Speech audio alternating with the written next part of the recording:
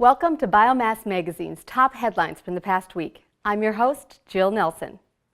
The U.S. EPA has released its final rule setting for 2019 renewable blending obligations under the Renewable Fuel Standard.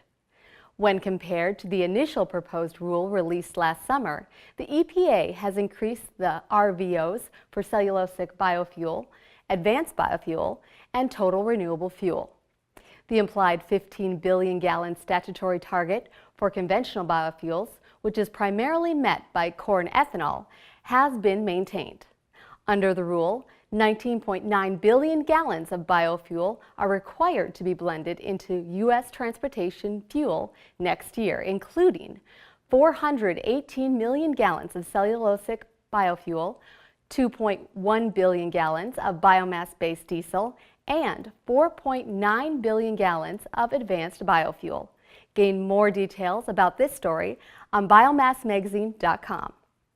The European Pellet Council has launched a revision process for N+ certification procedures and requirements. This is the third revision and is expected to take into account stakeholder feedback, new scientific data, and the group's own certification management experience. An initial step in the process is the appointment of an advisory committee. The call for applications was open through December 7th, and a public consultation is scheduled to be held in May and June. The revised version of the N+ procedure and requirements is expected to enter into force by the end of 2019.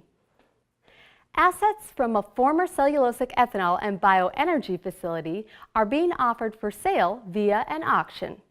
The former INEOS bioenergy plant in Vero Beach, Florida, was sold to Texas-based Frank's Energy earlier this year.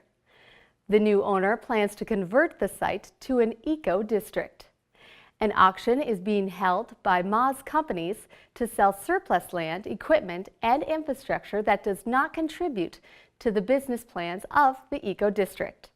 The surplus land and equipment is being offered first via a sealed bid auction process ending January 8th.